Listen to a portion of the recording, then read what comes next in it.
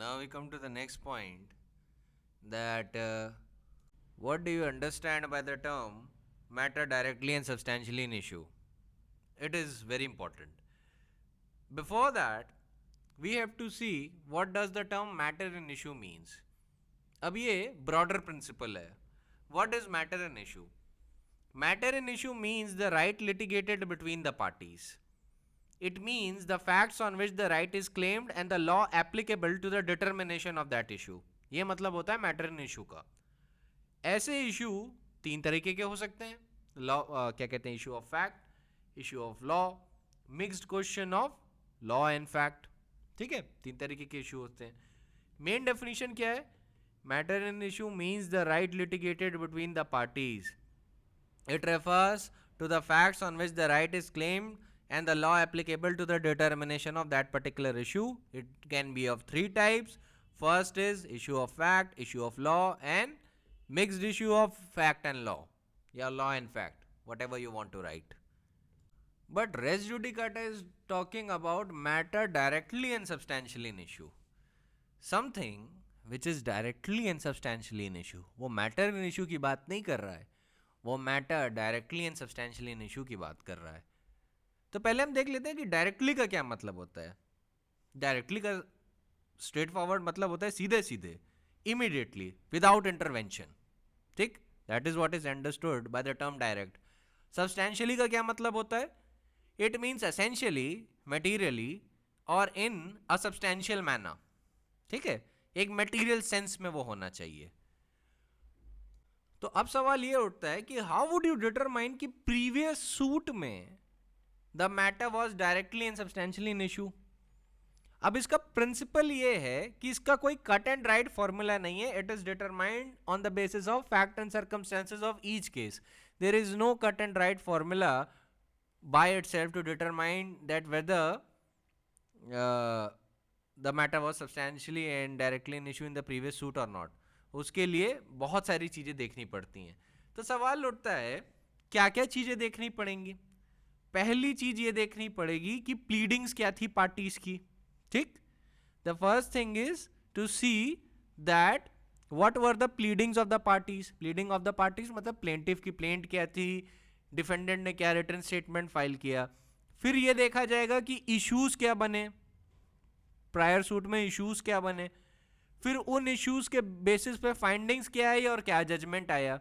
इसके बेसिस पे डिटरमाइन होता है कि whether the material was directly and substantially in issue or not.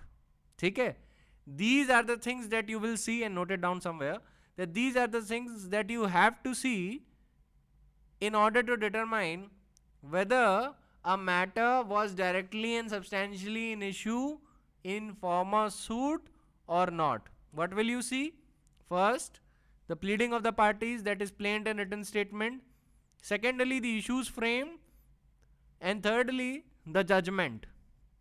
ठीक है, जजमेंट में रीजंस होंगे, कैसे एविडेंस को अप्रिशिएट हुआ, क्या फाइंडिंग आई, एसेट्रा एसेट्रा, वो उसी के अंदर होगा. तो ये सारी चीज़ें देखनी पड़ती हैं. So it depends upon the fact and circumstances of each case and universal application का कोई फॉर्मूला नहीं है उसका. ठीक है, कि आपको एक लाइन में बता दें क्या होगा, क्योंकि हर केस के फैक्ट अलग अलग होते हैं, हर केस में इशू अलग बनते हैं, हर केस में प्लीडिंग्स अलग अलग होती हैं. सो उसके बेसिस पे डिटरमाइन होगा. That is why there is not a cut and right answer. You have to determine on the basis of fact and circumstances of each case, and for that purpose you have to refer to the pleading of the parties, the issues framed, and the judgments. ठीक है, the judgment in the former suit. अब आपको थोड़ा सा मैं idea देता हूँ कि by the way of illustration कि what would be termed as a matter directly and substantially in issue. अब मान लीजिए ए जो लैंडलॉर्ड है वो अपने टेनेंट बी को सू करता है for the rent that has been due. B कहता है कि कोई भी रेंट ड्यू नहीं है. ठीक है, अब यहां पे matter directly and substantially in issue क्या है? The claim for rent. Rent का claim is the matter which is directly and substantially in issue. ठीक है, और अगर इसके बेसिस पे जजमेंट आया एक बार, तो अगर बाकी के इंग्रेडिएंट भी सेटिस्फाइड हो गए, then it would amount to res judicata. तो बेसिकली अभी मैं आपको ये समझाने की कोशिश कर रहा हूं कि what is a matter directly and substantially in issue. तो फिर से ध्यान दीजिएगा कि ए लैंडलॉर्ड है वो बी को सू करता है जो उसका टेनेंट है on the basis of that rent is due, rent अगर नहीं दोगे आई विल एविक्ट यू। ठीक है, बी डिफेंस लेता है कोर्ट में कि कोई भी रेंट ड्यू नहीं है, मैंने रेंट दे दिया है और जो भी रिलीफ ए मांग रहा है वो अप्लाई नहीं करती है। ठीक है, तो ऐसे बेसिस पे जो matter directly and substantially in issue है बिफोर द कोर्ट वो क्या है? The claim of rent. Claim of rent is the matter which is directly and substantially in issue. ठीक है, अब इसका एक दूसरा इलस्ट्रेशन भी देता हूं। एक सेल डीड है नेम्ड एक्स। ठीक, एक सेल डीड है नेम्ड एक्स, ए उस पर रिलाई करता है और उस बेसिस पे बी को सू कर देता है और कहता है कि एक्स के बेसिस पे I am entitled to the properties which are in possession of B. वो प्रॉपर्टीज जो बी के पोजेशन में है, एक्स जो एक सेल डीड है उस पे रिलाई करते हुए मैं कहता हूं कि मैं uh am entitled to all of those properties, और उसके बेसिस पे सू कर देता है कोर्ट में बी को। बी कोर्ट में जाके कहता है कि जो सेल डीड है वो फिक्टिशियस है या फॉर्ज्ड है या शैम डॉक्यूमेंट है, कुछ भी बना लीजिए। कोर्ट उस पर एक इशू बनाता है, एविडेंस देखता है, एविडेंस को अप्रिशिएट करता है, and it comes to the conclusion that the sale deed X is actually fictitious and the plea of B is upheld and the suit of A is dismissed. अब मान लीजिए A जो है उसी cell deed के basis पे, sale deed X के basis पे फिर से सूट लाता है। ठीक है, तो अब बताइए कि रेस जुडिकाटा इस पे लगेगा या नहीं लगेगा? ऑफ कोर्स लगेगा, क्योंकि nature of that sale deed and its fictitious nature was actually and directly and substantially an issue in the former suit. Farmer suit में वो directly and substantially an issue थी या नहीं? तो उस बेसिस पे इन अ सब्सिक्वेंट सूट उसी cell deed के बेसिस पे ए जो है सू नहीं कर सकता बी को for the claim of possession of property, क्योंकि उस सेल डीड का जो नेचर था that was directly and substantially an issue in the previous suit or former suit. ठीक है, you can use any terminology that you like. You can either use the term previous suit or former suit. So I hope you understand this. अब एक सवाल उठता है कि मान लीजिए एक सूट में एक से ज्यादा इश्यूज फ्रेम्ड है। ठीक है, और ऐसा ही होता है सूट में। सूट में कभी भी एक इशू नहीं फ्रेम्ड होता, एक से ज्यादा इशू फ्रेम होते हैं। तो मान लीजिए आपके दिमाग में एक कंफ्यूजन हो कि directly and substantially in issue एक ही होते हैं या एक से ज्यादा होते हैं। द आंसर इज वो एक से ज्यादा भी हो सकते हैं, वो एक भी हो सकता है। First let me answer you on the basis of a case law. In the case of Vitthal Yashwant versus Sikandar Khan, it was held by the Supreme Court that when a court bases its decision on more than one point, each of which by itself would be sufficient for the ultimate decision, the decision of each one of those points would be res judicata. ठीक है, when a court bases its decision on more than one point, each of which by itself would be sufficient for the ultimate decision, then decision on each of those points would be res judicata. Now allow me to explain you by the way of an illustration. A sues B first for the declaration of title to certain lands. ठीक, पहले वो सू कर रहा है for the declaration of title to certain lands. वो B को sue करता है कि पहले I want to be declared as the owner, वही है declaration of the title. I want to be declared as an owner of certain lands which are in possession of B. Secondly, एक और ground लेता है कि जो भी property B के पोजेशन में है, बी उसका रेंट ए को सबमिट करे। ये दो ग्राउंड लेता है। सो A is suing B on two grounds. First is for declaration of title to certain lands, and secondly for rent of those lands. उसके रेंट का पहले अपने आप को लैंडलॉर्ड या ओनर घोषित करवाएगा और फिर बोलेगा कि now I am, since I am the landlord, or the owner, I am entitled to rent of those lands. B कहता है कि A has no title to these lands, और फिर कहता है कि no rent is also due. पहले वो ग्राउंड का जो डिनायल करता है वो इस ग्राउंड का डिनायल करता है कि A is not entitled to these land. He is neither the owner nor the landlord. And then also contends that no rent is due. अब इस केस में two matters are directly and substantially in issue. First, the title to the lands, and secondly, the claim for rent. तो एक से ज्यादा हो गए. तो अब इन पे अगर डिसीजन आ गया, since they are directly and substantially in issue, then subsequent suit में अगर सेम मैटर्स रीएजिटेट करने की कोशिश की जाती है बाय द सेम पार्टीज और रेस जुडिकाटा के बाकी इंग्रेडिएंट सेटिस्फाई हो जाते हैं, देन क्या होगा? Res judicata will apply because the matter was directly and substantially in issue in previous suit. अब जो मैटर्स हैं which are directly and substantially in issue, उसके कंटेक्स्ट में you also have to refer to explanation 3 of section 11. उसको refer करना थोड़ा जरूरी है. एक्सप्लेनेशन 3 कहती है the matter above referred to must in former suit have been alleged by the one party and either denied or admitted expressly or impliedly by the other. ठीक है, कि मतलब जो मैटर डायरेक्टली और सब्सटेंशियली इन इशू हैं, it should be alleged by one party और दूसरी party को या तो उसे डिनाई करना है या तो एडमिट करना है, either expressly or impliedly. ठीक है, so whenever you are writing about the matters which are directly and substantially in issue, always mention explanation 3 as well. Now let me give you one more illustration. मैं जो हूं, अब ये थोड़ा personal illustration रखते हैं तो जिससे ज्यादा समझ में आए. मैं जो हूं आपको सू करता हूं. पहला ग्राउंड मैं ये लेता हूं कि जिस प्रॉपर्टी को आप होल्ड किए हुए हैं, I am the owner of that property. तो मेरा पहला ग्राउंड है डिक्लेरेशन ऑफ टाइटल. दूसरा ग्राउंड मैं ये लेता हूं कि I am entitled to that property. और तीसरा ग्राउंड मैं ये लेता हूं कि जो वो प्रॉपर्टी है वो मैंने एक सेल डीड एक्ट के बेसिस पे ली है. ठीक है, आप जो है सूट में तीनों चीज डिनाई करते हैं. मैं एक एक्स्ट्रा ग्राउंड लेता हूं कि आप जो हैं उन प्रॉपर्टी को एज अ टेनेंट पोजेस करते हैं एंड यू हैव टू पे मी रेंट. ठीक, ये सारे ग्राउंड मैंने लिए.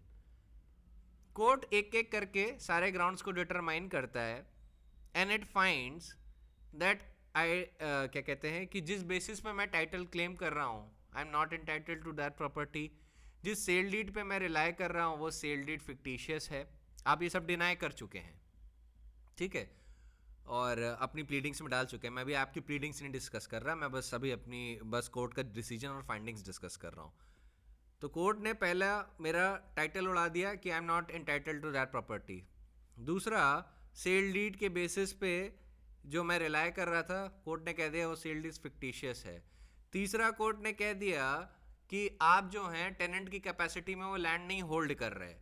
और चौथा ये था कि I am not entitled to rent. ठीक है, यही ग्राउंड्स मैंने लिए थे, यही इशू बना, उसके बेसिस पे फाइंडिंग्स हुई. फाइंडिंग्स कैसे आई होंगी? एविडेंस लीड किया होगा पार्टीज ने, फिर फाइंडिंग्स हुई और फिर कोर्ट ने डिसीजन दिया. तो ये जो सारे मैटर्स थे, they were what? These were the matters which were directly and substantially in issue between us. अगर मैंने यही या इनमें से कोई भी एक पॉइंट सब्सिक्वेंट सूट में रीएजिटेट करने की कोशिश की, then you can successfully plead the principle of res judicata. ठीक है, now let us take another illustration. मैं आपको सू करता हूं for the amount of rent. ये दूसरा illustration है. I am suing you for rent. ठीक है, कि आपको रेंट देना है, रेंट आपका ड्यू है, अब दे नहीं रहे. अभी कौन सा ईयर चल रहा है? 2020. let us take the example कि 2019 से 2020 तक का रेंट ड्यू है और आपने मुझे पे नहीं किया है. Hence, I am suing you. I am lodging a civil suit against you, and you have to pay me the cost of the suit along with the rent that is due. आप कहते हो कि कोई rent due नहीं है और आप चाहते हो कि आपको रिटर्न स्टेटमेंट में एडिशनल प्लीडिंग साथ में लगाने का थोड़ा मौका दिया जाए, पर कोर्ट आपको ज़्यादा टाइम नहीं देता. और डिक्री मेरे फेवर में आ जाती है because court finds the rent is due, ठीक, और I enforce the decree and I get my rent recovered, ठीक है। फिर चलिए 1-2 साल निकल जाते हैं, ठीक है। अब इस इंसिडेंट के बाद 1-2 साल निकल गए और आप अभी भी हमारी प्रॉपर्टी में रह रहे हो, और फिर से आपने 2024 से लेके 2025 तक का रेंट नहीं दिया है, ठीक। आपने फिर इतने पीरियड का रेंट ड्यू है। मैं उस टाइम पे फिर से एक सिविल सूट आपके खिलाफ दायर कर देता हूँ और मैं कहता हूँ the rent is due for that period. आप फिर से प्ली लेते हो कि नो रेंट इज ड्यू, कि कोई भी रेंट ड्यू नहीं है। तो क्या मैं ये प्ली ले सकता हूँ कि बी की liability to pay the rent has been decided in the previous suit, जहाँ पे 2019 से 2020 तक की रेंट की लाइबिलिटी डिटरमाइन की गई थी, तो इनको इस पीरियड में भी रेंट देना है। क्या इस बेसिस पे मैं रेस जुडिकाटा अप्लाई कर सकता हूँ? द आंसर इज नो, क्योंकि 2019 से 2020 वाले सूट में जो रेंट की लाइबिलिटी ड्यू थी वो उस पीरियड के लिए थी, ठीक है, उस 1 साल के पीरियड के लिए थी, 2019 टू 2020। बट 2024 से 2025 का जो पीरियड है उसकी लाइबिलिटी अभी directly and substantially in issue नहीं है, ठीक है। So in this case I can not use that judgement जो मैंने प्रीवियसली आपके खिलाफ ऑब्टेन किया था in order to plead a bar of res judicata, ठीक है। उस बेसिस पे कि बी डिनाई नहीं कर सकते कि इनको रेंट नहीं देना है, क्योंकि इनकी रेंट वाली बात पहले ही डिटरमाइन हो चुकी है, ठीक है। ये ऐसी चीज फिर ऐसी प्ली नहीं ली जा सकती। क्यों नहीं ली जा सकती? क्योंकि रीजन वही है कि डिटर्मिनेशन टू पे rent in a previous suit was for the period of 2019 to 2020, not for the period of 2024 to 2025. The situations might have been changed. तो आपकी उस present circumstances में liability to pay rent might not be there. So I cannot plead a bar of res judicata against you. मैं ये नहीं कह सकता कि देखिए इनकी liability to pay rent पहले डिटरमाइन हो चुकी है, तो अब इनको रेंट पे करना ही है और इनकी जो प्ली है it is barred by res judicata. I can not take that ground, ठीक है, क्योंकि वहां पे रेस जुडिकाटा नहीं लग रहा है। So these were the illustrations of matter directly and substantially in issue, अभी तक का जितना भी डिस्कशन किया। अब I will just talk about a case law that is Pandurang Ramchandra Mandlik versus Shantabai Ramchandra घाटगे, decided on 12 September 1989. In this judgment, the court held that Section 11 bars the trial of the suit or issue in which the matter directly and substantially in issue has already been adjudicated upon in a previous suit. The section applies in terms to cases where the matter in issue in a subsequent suit was an issue in former suit. A suit is a proceeding which is commenced by a plaintiff as provided in Section 26 of the CPC. Every suit shall be instituted by presentation of a plaint or in such other manner as may be prescribed. It is true that Section 11 is now made applicable by the explanations and interpretation to certain proceedings giving more extensive meaning to the word suit. In its comprehensive sense, the word suit is understood to apply to any proceeding in a court of justice by which an individual pursues that remedy which the law affords. The modes of proceedings may be various, but that if a right is litigated between the parties in a court of justice, the proceedings by which the decision of the court is sought may be a suit. But if the proceeding is of a summary nature, इस बात का ध्यान रखिएगा, but if the proceeding is of a summary nature and not falling within the definition of the suit, it may not be so treated for the purpose of Section 11. देखिए summary natures की proceedings पे res judicata नहीं लगता है, याद रखिएगा, क्योंकि matter can not be heard, can not be said to be fully heard and finally decided, तभी समरी नेचर के सूट्स को outside the purview of res judicata रखा गया। तो इस लाइन का ध्यान रखिएगा। कभी कभी ऐसी सिचुएशन आ जाती है कि ऑर्डर 37 में प्रोसीडिंग हुई और जजमेंट आ गया, समरी नेचर होता है और उसमें कुछ इश्यूज डिटरमाइन नहीं हुए, and on that basis a civil suit is lodged reagitating that same issues, तो क्या उस पे doctrine of res judicata apply करेगी? The answer would be no, क्योंकि अगर प्रोसीडिंग समरी नेचर की है तो वो सूट की डेफिनेशन में नहीं आती. So by that construction, Supreme Court said that it may not be treated for the purpose of Section 11 as suit, and hence the bar of res judicata might not apply. ना summary suits पे apply करेगा race judicata, ना summary proceedings पे. किसी भी statute में जहां पे प्रोसीडिंग या केस डिटरमाइन हो रहा है ना समरी वे, उस पे रेस जुडिकाटा नहीं लगता है. ठीक है, इस बात पे क्लियर रहिएगा. ये एक थोड़ा सा इंपॉर्टेंट पॉइंट है जो इस जजमेंट में है. ये और भी इंपॉर्टेंट पॉइंट्स है पर ये साथ ही साथ डील हो गया तो अच्छी बात है. The next point is, and I continue with the Supreme Court judgement, it is true that ex parte decree operate to render the matter decided as res judicata. ये मैंने आपको पिछले लेक्चर में समझाया था कि जो ex parte decree हैं that also amount to res judicata because ex parte decree are as equivalent as bi parte decree. ठीक है. So the Supreme Court is saying that it is true that ex parte decrees operate to render the matter decided as res judicata, and the defendant's failure to appear will not deprive the plaintiff of the benefit of his decree. But in the case of a suit in which a decree is passed ex parte, the only matter that can be directly and substantially an issue is the matter in respect of which relief has been claimed by the plaintiff in the plaint. ठीक है. The only matter that can be said to be directly and substantially an issue is the matter in respect of which the relief has been claimed by the plaintiff in the plaint. ये एक थोड़ा explanatory बात है जो supreme court ने बताई थी कि देखिए जनरल रूल ये है कि एक्स पार्टे डिक्री भी उसकी वजह से भी रेस जुडिकाटा की डॉक्ट्रिन लगती है, because ex parte decree is as enforceable and valid as a bi parte decree. ये जनरल कंस्ट्रक्शन ऑफ लॉ है. और अगर डिफेंडेंट अपीयर नहीं होता है तो उसकी वजह से प्लेंटिफ थोड़ी ना सफर करेगा. बट साथ ही साथ सुप्रीम कोर्ट ने यह भी बताया कि एक्स पार्टे डिक्री तो प्लेंटिफ की प्लीडिंग्स पे अप्लाई होती है ना, प्लेंटिफ की प्लीडिंग्स के ही बेसिस पे होती है. तो अगर वो उसके बेसिस पे होती है, then what can be said to be a matter that is directly and substantially an issue. वही चीज कही जा सकती है directly and substantially an issue जिसको लेके प्लेंटिफ ने अपनी प्लेंट में रिलीफ मांगा है. ठीक है, only that things can be said to be directly and substantially an issue. ठीक है.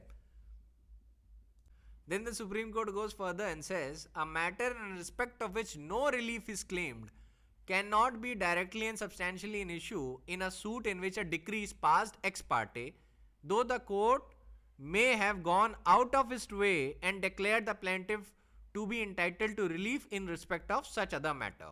ये important है. ठीक है. Then we go even further. Supreme Court says the expression heard and finally decided in Section 11 means a matter on which the court has exercised its judicial mind and has after argument and consideration come to a decision on a contested matter. It is essential that it should have been heard and finally decided. What operates as res judicata is the ratio of what is fundamental to the decision, but it cannot be ramified or expanded by logical extensions. Thereafter, I'll tell you more court cases. In Vittal Yashwant versus Sikandar Khan, Supreme Court held that when a court bases its decision on more than one point, each of which by itself would be sufficient for ultimate decision, the decision on each one of those points would be res judicata. This judgment of Vittal Yashwant was also referred to by the Supreme Court. Going further, another judgment was referred by Supreme Court was Pandurang Mahadev versus Anna G. Balwant. Okay, it was reported in 1971, volume number 3, Supreme Court cases, page number 530. In that case, it was held that in order to operate as res judicata, it must be established that the previous decision was given by a court which had jurisdiction to try the present suit. And there would be no res judicata if the previous decision was by a court having no jurisdiction. Of course, that was a case of pecuniary jurisdiction, but that is no reason why the same principle should not apply in other cases of courts without jurisdiction. Going further, the court said that the law is well settled that a court which had no jurisdiction to try a cause cannot by its own erroneous decision confer on itself competence to decide it, and its decision on the question of jurisdiction cannot operate as res judicata.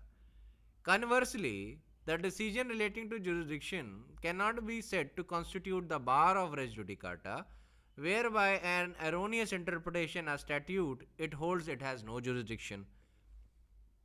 इसका यह मतलब है कि court कह रहा है कि जिस कोर्ट के पास जुरिस्डिक्शन नहीं है, अगर मान लीजिए उसने गलत डिसीजन दे के यही डिक्लेयर कर दिया कि उसके पास जुरिस्डिक्शन है, तो उसका एरोनियस डिसीजन उसको कॉम्पिटेंस नहीं देगा टू डिसाइड दैट मैटर, तो रेस जुडिकाटा नहीं अप्लाई करेगा if it turns out he has no jurisdiction. लेकिन मान लीजिए जिस कोर्ट के पास जुरिस्डिक्शन है उसने गलत डिसीजन दे दिया और कह दिया कि उसके पास जुरिस्डिक्शन नहीं है, तो भी bar of res judicata will not apply. ठीक है, even then the bar of res judicata will not apply. Let me give you an illustration about this, and that too by virtue of a judgment of Bhagwan Dayal versus Revati Devi. In this case, what happened that there a dispute arose with regards to proprietary title to a particular property. First suit was filed in a revenue court under UP Tenancy Act. अब इसमें एक चीज का ध्यान रखिएगा, revenue court जो है वो टाइटल नहीं डिसाइड कर सकता.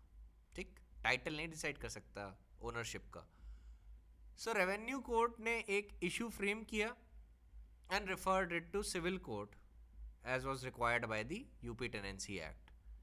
सिविल कोर्ट ने बोला कि जो रिस्पोंडेंट है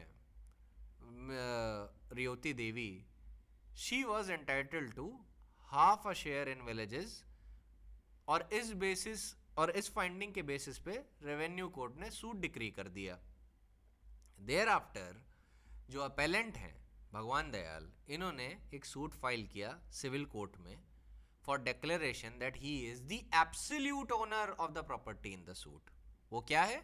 एब्सोल्यूट ओनर. डिफेंडेंट ने कंटेंड किया कि सूट तो रेस जुडिकाटा से बार्ड है. ठीक है, क्योंकि रेवेन्यू कोर्ट ने इस इशू पे पहले ही जजमेंट दे दिया है. तो सुप्रीम कोर्ट ने क्या बोला कि the subsequent suit was not barred by res judicata by the judgment of revenue court, and it is not within the exclusive jurisdiction of the revenue court, and the suit was maintainable in civil court. The judgment of the revenue court on issue of proprietary title could not operate as res judicata, as revenue court is not competent to try the subsequent suit. वो absolute ownership का title नहीं determine कर सकता, proprietary title उसने determine किया है. ठीक है, तो उसके पास कॉम्पिटेंस नहीं थी उस मैटर पे, तो ये जुरिस्डिक्शन किसका होगा? सिविल कोर्ट का. हेंस द फॉर्मर सूट पे जो डिसीजन है that would not amount to res judicata. तो अगर रेवेन्यू कोर्ट खुद भी डिसाइड कर देगा द क्वेश्चन ऑफ टाइटल, मान लीजिए, और वो हर वो एविडेंस ले जो सिविल कोर्ट लेगा, मान लीजिए रेवेन्यू कोर्ट ऐसा कर दे, तब भी जब उसके पास कॉम्पिटेंस नहीं है डिसाइड करने की, तो वो चाहे जितना एविडेंस ले चाहे जितना अच्छा जजमेंट लिखे, वो जो पॉइंट वो डिसाइड कर रहा है वो रेस जुडिकाटा कभी भी अमाउंट नहीं करेगा. क्यों? क्योंकि competence is missing there. Court should be of competent jurisdiction, और अगर कॉम्पिटेंस नहीं है then forget about the applicability of res judicata. अब हम जरा सेक्शन 11 में कुछ एक्सप्लेनेशन पढ़ लेते हैं, क्योंकि अब एक्सप्लेनेशन रेलेवेंट होंगी. पहले एक्सप्लेनेशन 1 पढ़ते हैं. The expression former suit shall denote a suit which has been decided prior to the suit in question, whether or not it was instituted prior thereto. इसका मतलब है जो former suit का जो expression है वो डिसीजन के बेसिस पे होता है, ना कि इंस्टीट्यूशन के बेसिस पे. ये नहीं मैटर करता किस डेट को सूट इंस्टीट्यूट किया गया है, ये मैटर करता है किस डेट को क्या कहते हैं सूट डिसाइड किया गया है. याद है मैंने आपसे बोला था कि रेस सब जुडिस का अगर कॉन्ट्रोवेंशन किया जाए और दूसरा कोर्ट मान लीजिए जहाँ पे लेटर केस इंस्टीट्यूट हुआ है वो जजमेंट पहले दे दे, तो क्या होगा? तो रेस जुडिकाटा पहले कोर्ट पे अप्लाई कर जाएगा where the case was instituted first. क्यों अप्लाई करेगा? इस एक्सप्लेनेशन के बेसिस पे. ये एक्सप्लेनेशन कहती है कि former suit shall denote a suit which has been decided prior to the suit in question, whether or not it was instituted prior thereto. तो अगर लैटर कोर्ट ने पहले डिसीजन दे दिया और जो जिस कोर्ट में सबसे पहले सूट इंस्टीट्यूट हुआ था वो वेट करते रह गए, तो क्या होगा? तो ये होगा कि जो पहला कोर्ट थे जहां पे केस फर्स्ट इंस्टीट्यूट हुआ है उस पर रेस जुडिकाटा लग जाएगा अगर लैटर कोर्ट ने सबसे पहले डिसीजन दे दिया उस पॉइंट पे। क्योंकि रेस जुडिकाटा की डॉक्ट्रिन के लिए क्या देखा जाता है? ये देखा जाता है कि जो केस है या सूट है वो कब पहले डिसाइड हुआ, not when was it instituted. Institution से नहीं, डिसीजन से मैटर करता है किसका डिसीजन पहले आया। ठीक, एक्सप्लेनेशन 2 देखते हैं। For the purpose of this section, the competence of the court shall be determined irrespective of the provision as to right of appeal from the decision of the court. Competence matter करती है, explanation 2 कह रहा है, चाहे right of appeal हो या ना हो।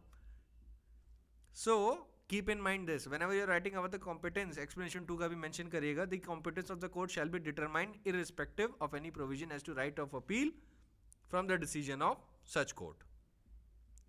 एक्सप्लेनेशन 3 हम लोग पढ़ ही चुके हैं। एक्सप्लेनेशन 4 पे आते हैं जिसको कहते हैं कंस्ट्रक्टिव रेस जुडिकाटा। लिख लीजिएगा इसको कहीं पे या बेरक में लिख लीजिएगा क्योंकि ये सवाल आता है कि कंस्ट्रक्टिव रेस जुडिकाटा कहाँ है। So you have to mention explanation 4। Prelims में ऐसा क्वेश्चन आएगा बट इन मेंस में you have to write all of it.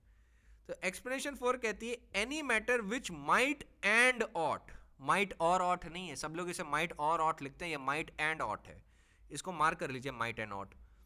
To have been made a ground of defense or attack in a former suit shall be deemed to have been matter directly and substantially in issue in such suit. ये है constructive res judicata। ठीक है, अभी हम इस पे detail में elaboration करेंगे। Explanation 5, any relief claimed in plaint which is not expressly granted by the decree shall for the purpose of this section shall be deemed to have been refused. This section should be read with, ये मैं अपनी तरफ से कह रहा हूँ, this section should be read with order 7 rule 7 general reliefs को लेके। जनरल रिलीफ्स आपको क्लेम करने की जरूरत नहीं है, लेकिन अगर कोई स्पेसिफिक रिलीफ है then you have to claim it. ठीक है, और मैं स्पेसिफिक रिलीफ का टर्म स्पेसिफिक रिलीफ एक्ट के कंटेक्स्ट में नहीं बोल रहा, मैं किसी एक सब्सटैंशियल रिलीफ के बारे में बात कर रहा हूँ। जनरल रिलीफ जैसे कि कॉस्ट है, ये सारी आपको अलग से प्लीड करने की जरूरत नहीं है क्योंकि कॉस्ट फॉलोज द इवेंट। ठीक है, अगर आप ना भी प्लीड करें then the court is entitled to grant you cost, वैसे प्लीड करना चाहिए। This should be read with order 7 rule 7। अब मैं बताता हूँ ऑर्डर 7 रूल 7 शॉर्ट में क्या है। In fact I should discuss it a bit here. Order 7 rule 7 कहता है relief to be specifically stated. वो कहता है every plaint shall state specifically the relief which the plaintiff claims either simply or in alternative, and it shall not be necessary to ask for general or other relief which may always be given as the court may think just to the same extent as if it has been asked for, and the same rule shall apply to any relief claimed by the defendant in written statement. तो general relief के लिए आपको उसको specifically mention करने की जरूरत नहीं है। ठीक है, प्लेंट में एक छोटा सा पॉइंट था जो मैं बताना चाहता था। तो एक्सप्लेनेशन 5 क्या कहती है, अब सब्सटेंस पे आते हैं। एक्सप्लेनेशन 5 कहती है any relief claimed in the plaint which is not expressly granted by the decree shall be deemed to have been refused. अगर प्लेंट में वो रिलीफ लिखी है और कोर्ट ने वो डिक्री में ग्रांट नहीं की तो ये मान लिया जाएगा कोर्ट ने उसको रिफ्यूज कर दिया। ठीक, यहां तक हम लोग ने एक्सप्लेनेशन इसीलिए पढ़ ली है क्योंकि कल से कंस्ट्रक्टिव रेस जुडिकाटा पढ़ाना है और यहाँ पे जितनी भी एक्सप्लेनेशन है वो रेलेवेंट होगी, सो आप भी इसको पढ़िएगा। लेकिन उससे पहले आज के लेक्चर में मेन चीज ये है कि matter directly and substantially in issue तो बता दिया, अब ये बताना जरूरी है कि matter collaterally and incidentally in issue क्या होता है।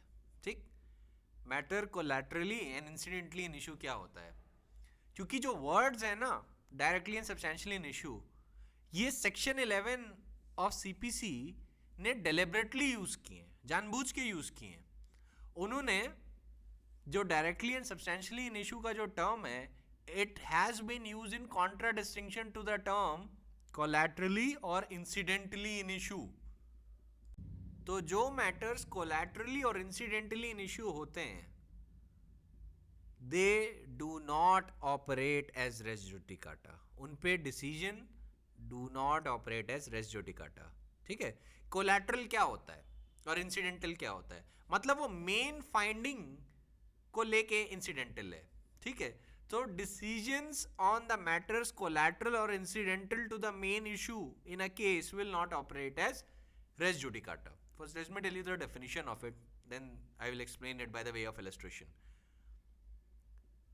A collateral or incidental issue means an issue which is auxiliary, मतलब सहायक है, to the direct and substantive issue.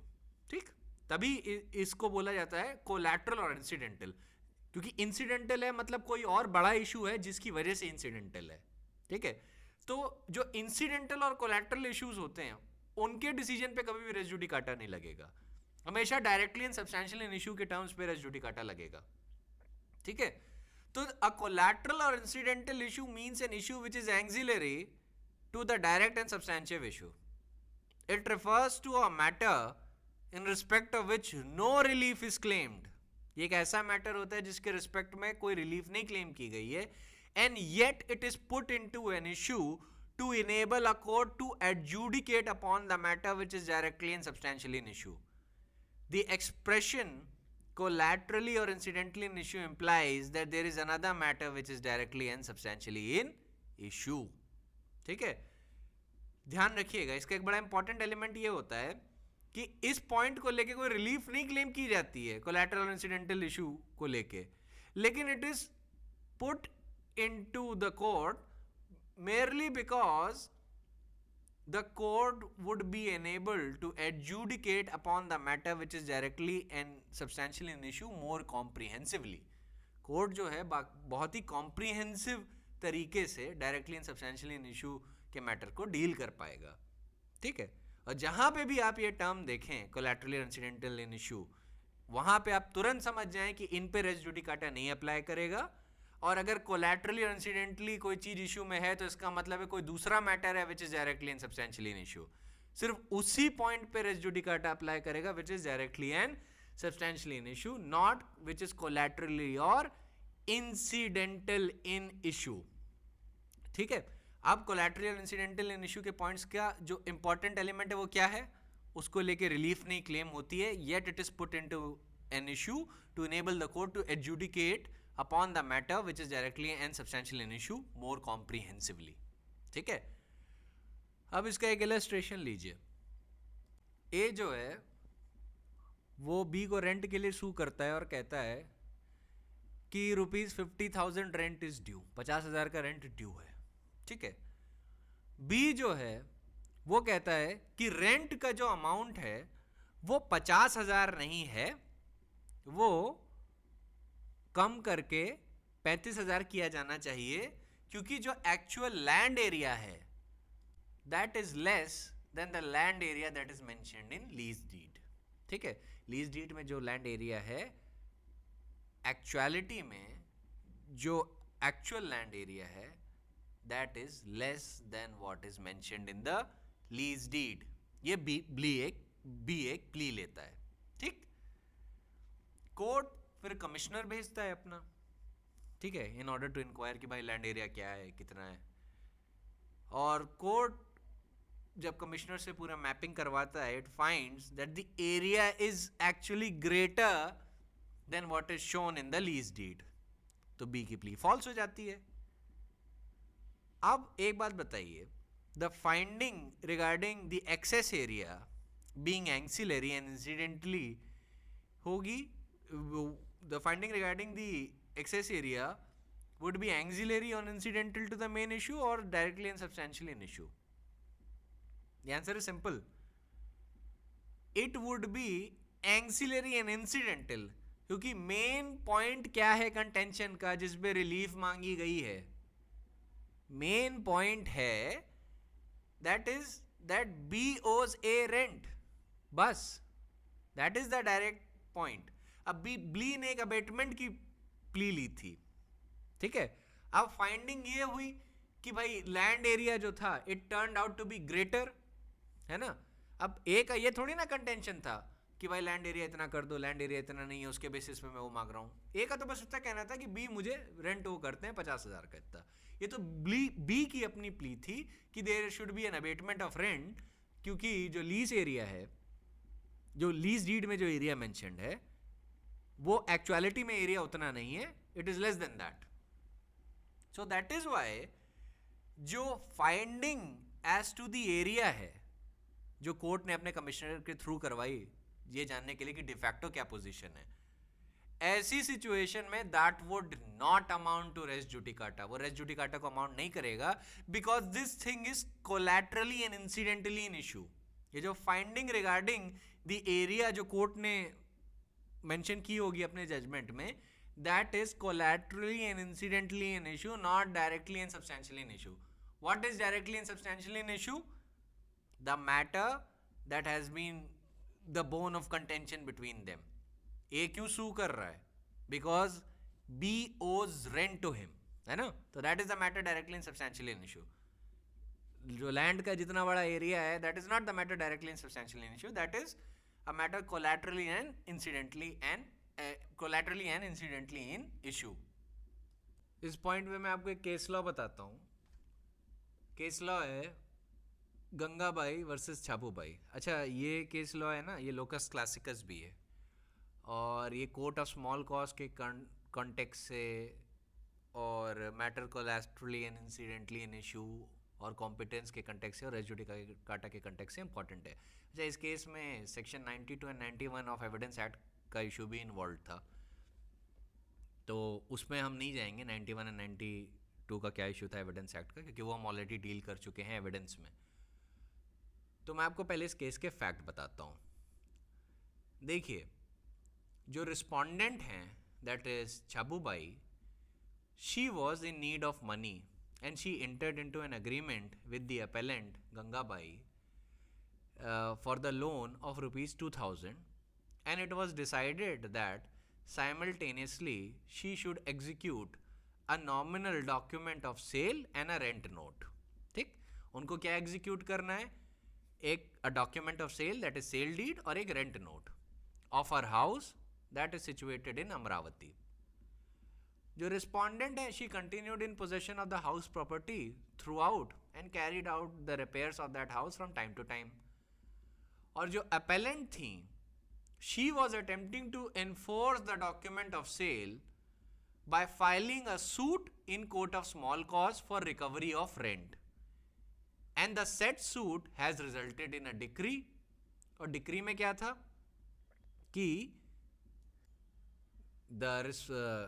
the appellant was entitled to both rent for the recovery of rent and that she was the owner of that property। उसमें finding of title भी था।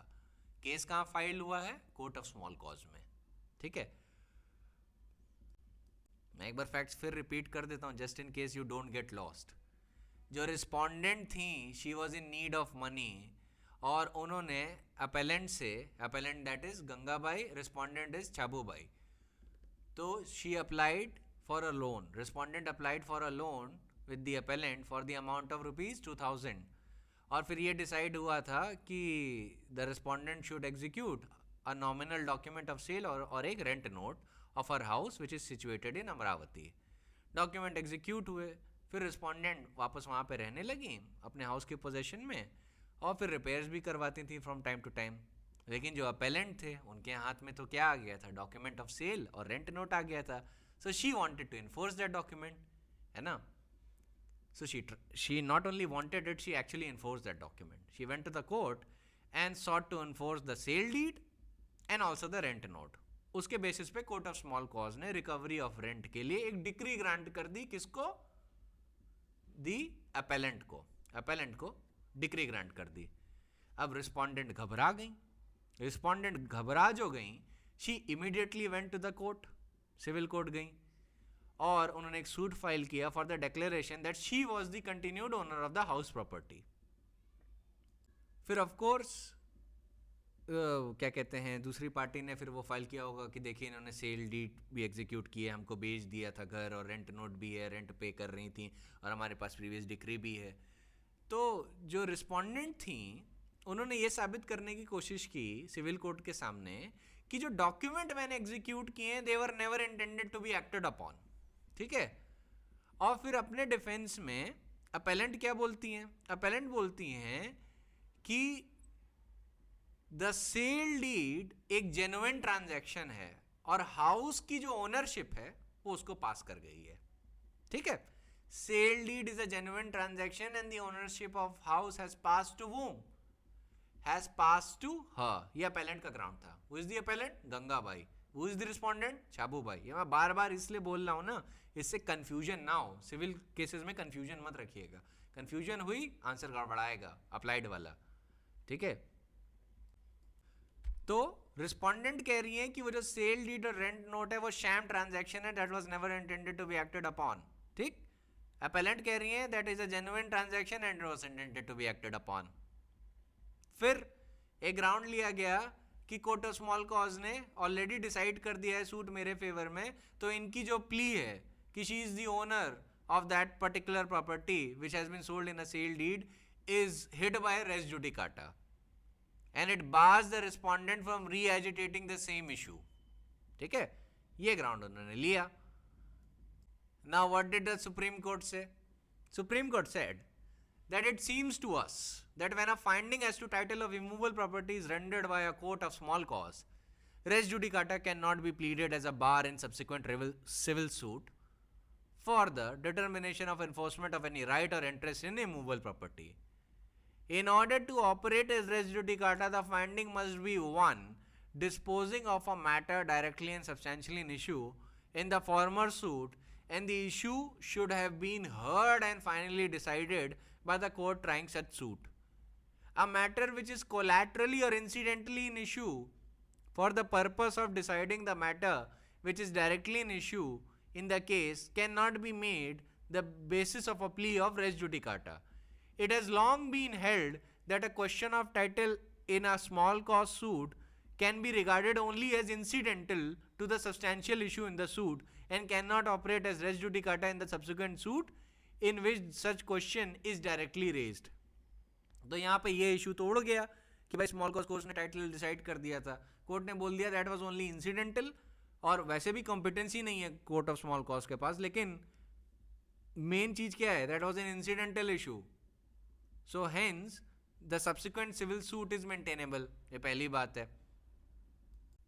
और जो appellant का दूसरा contention था कि अब सेल डीड और वो बन गई है तो सब कुछ सेक्शन 91 और 92 of the Indian evidence act के हिसाब से डिटरमाइन होगा, ओरल एविडेंस नहीं लिया जा सकता उस पॉइंट पे. वो भी डिफीट हो गया क्योंकि जब सुप्रीम कोर्ट ने लॉ डिस्कस किया सेक्शन 91 और 92 का, तो बोला कि the law declares that the nature and intent of the transaction must be gathered from the terms of the document itself, and no evidence of any oral agreement or statement can be admitted as between the parties to such document for the purpose of contradicting or modifying its terms. The subsection is not attracted when the case of a party is the transaction recorded in a document was never intended to be acted upon at all between the parties and the document is sham. Such question arises when the party asserts that there was a different transaction altogether and what is recorded in the document was intended to be of no consequence whatsoever. For that purpose, oral evidence is admissible to show that the document executed was never intended to operate as an agreement, but some other agreement altogether not recorded in the document was entered into between the parties. तो उस basis पे जो appellant की जो second plea थी वो भी fail कर गई, एंड कॉन्सिक्वेंटली दोनों प्लीज फेल कर गई. एक रेस जुडिकाटा की ले रही थी, दैट फेल्ड.